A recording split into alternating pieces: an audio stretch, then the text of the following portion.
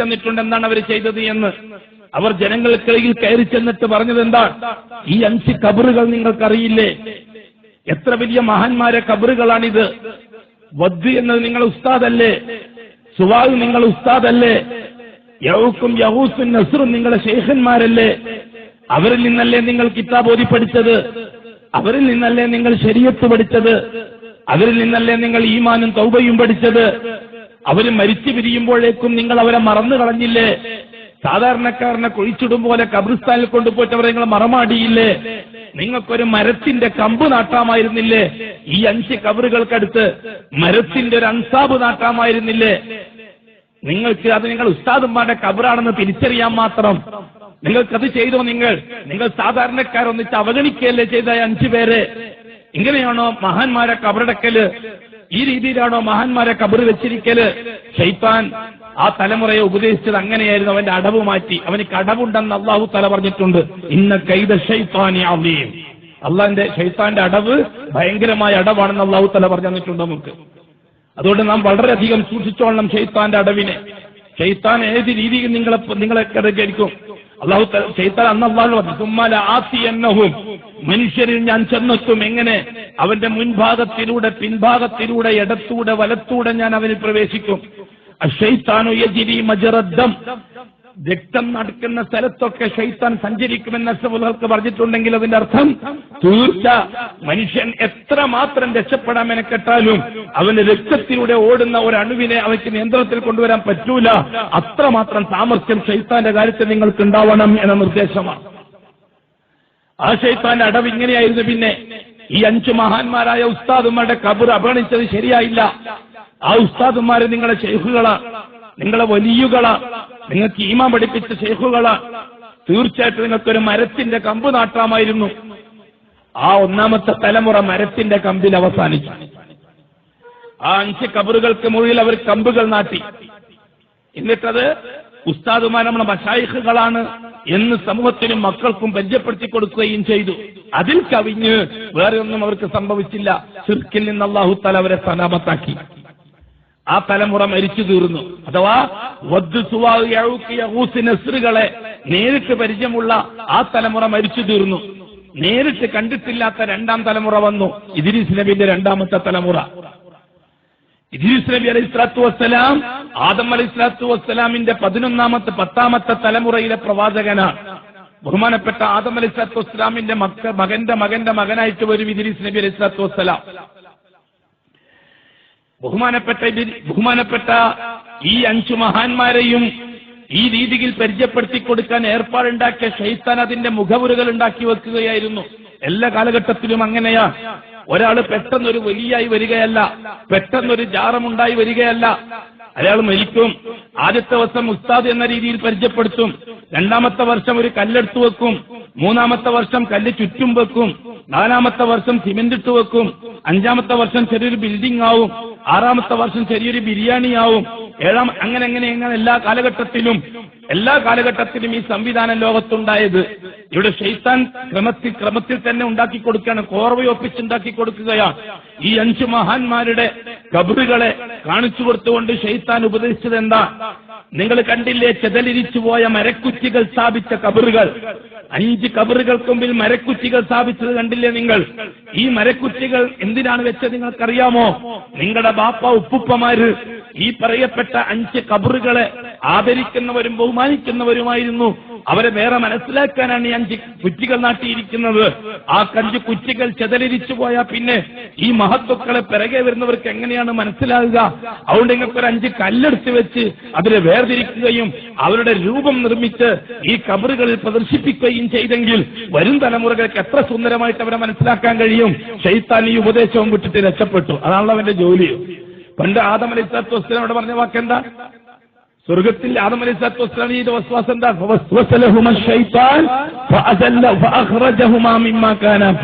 എന്താ പറഞ്ഞത്? എനിക്ക് പരിചയമുള്ള കേന്ദ്രമാണ് ഇതൊക്കെ. പണ്ട് ഞാനും ഇതൊക്കെ കുറെ താമസിച്ചത് അവിടെ. നിന്നെയും നിന്റെ ഭാര്യയെയും അല്ല ഇവിടെ താമസിപ്പിച്ചിരിക്കുന്നത് സ്ഥിരമായിട്ടല്ല. അതിന് തെളിവാണ് ഈ മരത്തിലെ പഴം തിന്നരുത് എന്ന് പറഞ്ഞ നിർദ്ദേശം. അതുകൊണ്ട് നിനക്ക് സ്ഥിരമായി കഴിഞ്ഞുകൂടാൻ ആഗ്രഹമുണ്ടെങ്കിൽ ആ പരത്തിലെ പഴം പറിച്ച് തിന്നോളിൽ, ഞാൻ പറഞ്ഞിട്ടില്ല എന്ന് വേണ്ട, ഇനി എന്നെ കാണൂല, ഞാൻ പോവുക. വിശ്വാസിച്ചു കൊടുത്തു. പിന്നെ ആദമും ഹവ്വായി തമ്മിൽ യുദ്ധം. പറിക്കാൻ അവ്വ, പറിക്കൂലെന്ന് ആദം. അള്ളാഹുവിന്റെ നിർദ്ദേശം ഞാൻ പാലിച്ചേ പറ്റൂന്ന് ആദം. അള്ളാഹുവിന്റെ നിർദ്ദേശം തന്നെയാണ് ഇവിടെ കഴിഞ്ഞുകൂടാനുള്ള സ്ഥിരമായി കഴിയാനുള്ള ഏർപ്പാടല്ലേ നമ്മൾ തെറ്റല്ലല്ലോ ചെയ്യുന്നത്. അള്ളാഹ് തന്ന അനുഗ്രഹം സ്ഥിരപ്പെടുത്താനുള്ള ഏർപ്പാടല്ലേ നമ്മൾ ചെയ്യുന്നത്. ഹിക്മത്ത് ഹവ ആദ്യമായിട്ട് പ്രയോഗിച്ചത് ഒരു സ്ത്രീയാ. ഇസ്ലാമിക സംവിധാനത്തിൽ ഹവ ഉപയോഗിച്ചത് ആദ്യം ഒരു സ്ത്രീയാ. അതെ, ഹവ. നമ്മളുടെ സ്വർഗത്തിൽ അള്ളാഹു തന്ന നിയമത്തെ നിലനിർത്താനുള്ള ഏർപ്പാടല്ലേ നമ്മൾ ചെയ്യാൻ പോകുന്നത്. തെറ്റെന്ന് പറഞ്ഞുകൂടാലോ. നമ്മളൊരു തെറ്റ് ചെയ്യാനല്ലല്ലോ നമ്മൾ. അള്ളാഹ് അനുഗ്രഹിച്ച് നമുക്ക് സ്വർഗം തന്നു. ആ സ്വർഗത്തിൽ സ്ഥിരമായി കഴിയണമെന്ന ആഗ്രഹം, അള്ളാഹിന്റെ നിയമത്തെ നിലനിർത്തണം എന്നുള്ള ആഗ്രഹമല്ലേ. ആ ആഗ്രഹം നിലനിർത്താനല്ലേ നമ്മൾ ആ പഴം പറിക്കാൻ പറയുന്നത്. ആദം പറഞ്ഞു, നീ എന്താണ് ഈ പറയുന്നത്? നിരോധിച്ച കാര്യം ചെയ്യാൻ എങ്ങനെയാ സാധിക്കുക? അനുഗ്രഹമായാലും അല്ലെങ്കിൽ അള്ളാഹ് വേണ്ടാന്ന് പറഞ്ഞ് ചെയ്യാൻ പറ്റോ? അള്ളാഹ് വേണ്ടാന്ന് പറഞ്ഞാൽ ഒരു നല്ല കാര്യത്തിന് വേണ്ടിയിട്ടല്ലേ സാഹിബേ ഭർത്താവിനോട് ഉപദേശിച്ചു ബഹുമാനപ്പെട്ട ഹവ്വാ. ഇങ്ങനെയാണല്ലോ ഹവയിലേക്ക് ചെന്നെത്തുന്നത്. നല്ല കാര്യമല്ലേ എന്ന് പറഞ്ഞിട്ട് ഹവ്വയും അത്രേ പറഞ്ഞിട്ടുള്ളൂ. നല്ല കാര്യം അവർ നല്ല കാര്യം ചെയ്തിട്ടുള്ളൂ. അവരെ ദൃഷ്ടിയിൽ നല്ല കാര്യം. ശരീരത്തനുസരിച്ച് നല്ലതാവാൻ പറ്റില്ല. അവർ നല്ലത് ചെയ്തു, സ്വർഗത്തുനിന്ന് പുറത്തുപോയി. നല്ലത് വന്നിട്ട് ചെയ്യാൻ പറ്റുകയില്ല. നല്ലതും പിടക്കും തീരുമാനിക്കാൻ അവകാശം ആർക്കാൻ? അല്ലാഹു അല്ലാഹുവിന്റെ റസൂലിന് മാത്രം. ഇതേപോലെ തന്ത്രം ആവിഷ്കരിക്കലാണ് ഇവന്റെ ജോലി. രണ്ടാമത്തെ രംഗം അങ്ങനെ കാലിയായി ആ തലമുറയും മരിച്ചു തീർന്നു. അവർ വെറും കല്ലെടുത്ത് വെപ്പിലും ഫോട്ടോയിൽ അവസാനിച്ചു, രൂപത്തിൽ അവസാനിച്ചു. മൂന്നാമത്തെ തലമുറ വന്നു. ആരുടെ? ഇദ്രീസ് നബി അലൈഹി സ്വലാത്തു വസ്സലാമിന്റെ. ഇപ്പൊ എത്രയായി തലമുറ? 12ാമത്തെ തലമുറ ആദം നബിയുടെ. എത്രയായിട്ട്? ഒരു 1000, 1500, 2000 കൊല്ലത്തിനുള്ളിൽ ആദം നബി അലൈഹി സ്വലാത്തു വസ്സലാമിന് ശേഷം ഈ തലമുറയിൽ ശൈത്താൻ പ്രവേശിച്ചു. ശൈത്താൻ വളരെ സമർത്ഥമായിട്ടാണ് ഇപ്പോൾ ഇടപെട്ടത്. എത്ര മനോഹരമാണ് ഈ ആയിരക്കണക്കിന് കബറുകളുടെ കൂട്ടത്തിൽ ഈ 5 കബറുകൾ നിങ്ങൾ കണ്ടില്ലേ? എത്ര മനോഹരമായിട്ടാണ് അതിനെ അലങ്കരിച്ചിരിക്കുന്നത്. നിങ്ങളെ ഉപ്പുപ്പമാര് ചെയ്തതാണത്. കാരണം എന്താണ്? അള്ളാഹുവിലേക്ക് നേരിട്ട് ബന്ധപ്പെടാൻ നമുക്ക് യോഗ്യതയില്ല. ഈ പറയപ്പെടുന്ന ഔലിയാക്കന്മാരെ തൃപ്തിപ്പെടുത്തണം.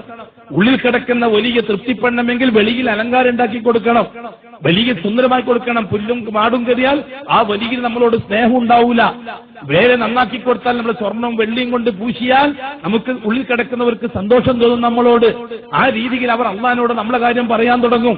അതുകൊണ്ട് ഈ പറയപ്പെടുന്ന ഈ കാണുന്ന മനോഹരമായ കബറുകൾ, 5 കബറുകൾ നിങ്ങൾക്കിതെങ്ങനെ വിടാൻ തോന്നുന്നു? നിങ്ങൾക്ക് വേണ്ടിയല്ലേ അള്ളാഹു തആല തന്നിരിക്കുന്നത്. അവരെ വെച്ചുകൊണ്ട് നിങ്ങൾ അള്ളാഹുലേക്ക് അടുക്കണം. അവരെ ബർക്കത്ത് കൊണ്ട് നിങ്ങൾ അള്ളാഹുവിനോട് തേടണം. അവരെ പോരിശ കൊണ്ട് നിങ്ങൾ അള്ളാഹുവിനോട് തേടണം.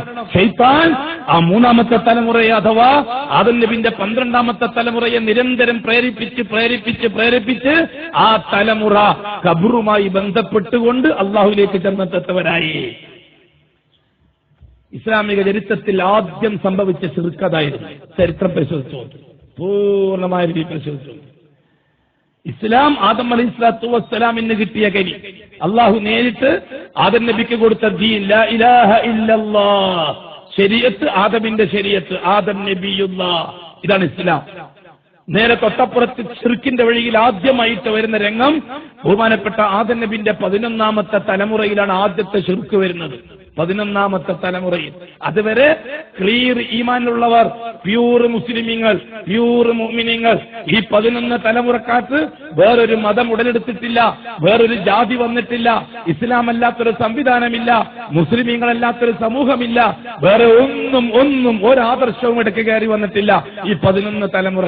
12ാമത്തെ തലമുറയിൽ ആദ്യമായി ഇസ്ലാമിലേക്ക് കടന്നു വന്ന ശിർക്കിന്റെ തുടക്കം ഈ 5 മഹാന്മാരുടെ ഖബറുകളാണ്.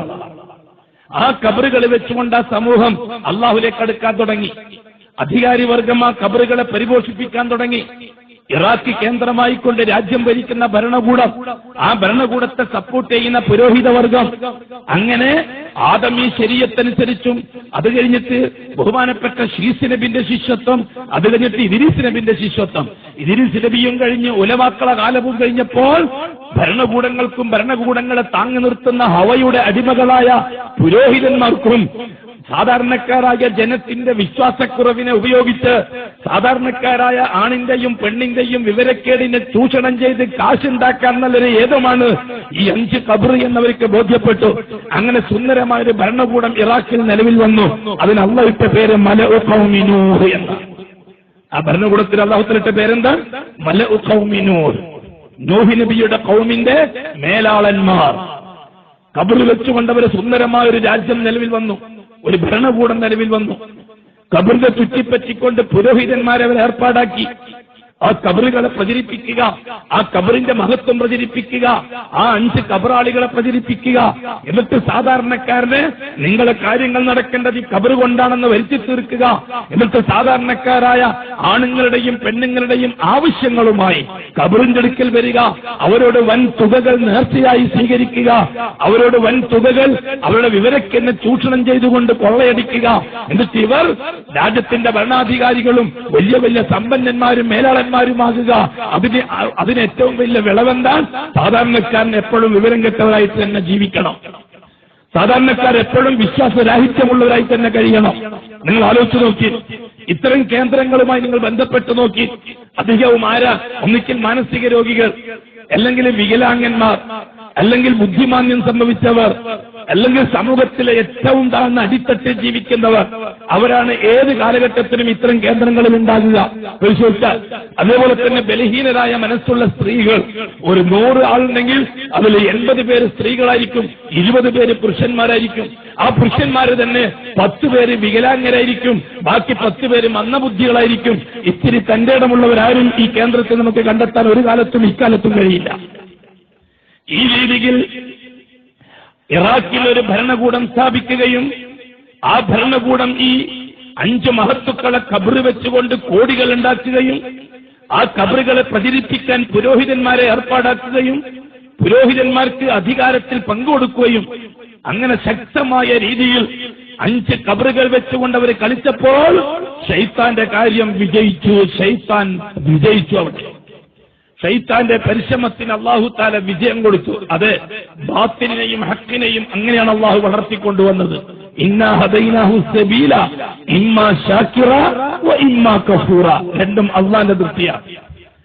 രണ്ടും അല്ലാഹുവിന്റെ സംവിധാനമാണ്. ഹിദായത്ത് അല്ലാഹുവിന്റെ സംവിധാനമാണ്, വലാലത്ത് അല്ലാഹുവിന്റെ സംവിധാനമാണ്. ഹിദായത്തിന്റെ പ്രബോധനത്തിൽ അല്ലാഹു ഏൽപ്പിച്ചത് മനുഷ്യവർഗത്തിൽ നിന്ന് അംബിയാ മുർസലീങ്ങളെയാണ്.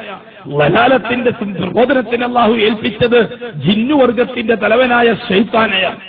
ഇത് രണ്ടും ഏൽപ്പിച്ചു കൊടുത്തത് അല്ലാഹുവാണ്. മനുഷ്യന്റെ ജോലി നിർവഹിക്കാൻ തുടങ്ങിയാൽ അല്ലാഹു സപ്പോർട്ട് ചെയ്തു കൊടുക്കും. ഷൈത്താന്റെ ജോലി നിർവഹിക്കാൻ തുടങ്ങിയാൽ അല്ലാഹു സപ്പോർട്ട് ചെയ്തു കൊടുക്കും. അസപ്പോർട്ടിനെതിരായി മനുഷ്യൻ ഹിദായത്ത് വെച്ചുകൊണ്ട് അല്ലാഹനെ സ്വാധീനിച്ചാൽ ഷൈത്താന്റെ സപ്പോർട്ട് അല്ലാഹു നിർത്തിവെക്കും. ഇതാണ് അല്ലാഹുവിന്റെ രീതി. ഇതാണ് അല്ലാഹുവിന്റെ രീതി. എപ്പോഴും മനുഷ്യൻ അള്ളാഹുവിനെ അംഗീകരിച്ച് ഹിദായത്ത് ഉപയോഗിച്ച് പ്രവാചകന്മാരെ നിർദ്ദേശമനുസരിച്ച് അള്ളാഹുമായിട്ട് അടുക്കൽ കുറയുമ്പോൾ ശൈത്താന്റെ ജോലി ഇപ്പുറത്ത് വളരും. ശൈത്താന്റെ ജോലി വളരാൻ തുടങ്ങുമ്പോൾ അതിനെ അള്ളാഹ് സപ്പോർട്ട് ചെയ്ത് കൊടുക്കും. അല്ലാഹു സുബ്ഹാനഹു വ തആല അതിനെ ഏർപ്പാടാക്കി കൊടുക്കും. തെളിവ് വഅമ്മാമൻ ആതാ വത്തഖാ വസദ്ദഖ ബിൽ ഹുസ്നാ ഫസനുയസ്സിറുഹു ലിൽ യുസ്റാ വഅമ്മാമൻ ബഖില വസ്തഗ്നാ വകذب ബിൽ ഹുസ്നാ ഫസനുയസ്സിറുഹു ലിൽ ഉസ്റാ. പ്രവാചകന്മാരുടെ വഴി പുരോഗമിച്ചു വരുമ്പോൾ അല്ലാഹു സപ്പോർട്ട് ചെയ്ത് കൊടുക്കും. ശൈത്താന്റെ വഴി പുരോഗമിച്ചു വരുമ്പോൾ മറുഭാഗത്ത് അറ്റാക്ക് ചെയ്യാൻ ആളില്ലെങ്കിൽ അതിനെ അല്ലാഹു തആല സപ്പോർട്ട് ചെയ്തു കൊടുക്കും. ഈ രീതിയിൽ ഒപ്പത്തിനൊപ്പം ഖിയാമത്ത് നാൾ വരെ വിശ്വം കൊണ്ടുപോകും അല്ലാഹു തആല. അത് അല്ലാഹു എന്നെ ഏറ്റ കാര്യമാണ്. ഇന്നാ ഹദൈനാഹു സബീല ഇമ്മാ ശാകിറ വ ഇമ്മാ കഫൂറ. ഞാനാണ് നിങ്ങൾക്ക് 2 വഴികൾ നിർണയിച്ചെന്നത്. ഒരു വഴി ഹിദായത്തിന്റേതാണ്, മറ്റേ വഴി ലലാലത്തിന്റേതാണ്. രണ്ടിന്റെയും സൂത്രധാരകൻ അല്ലാഹുവാണ്.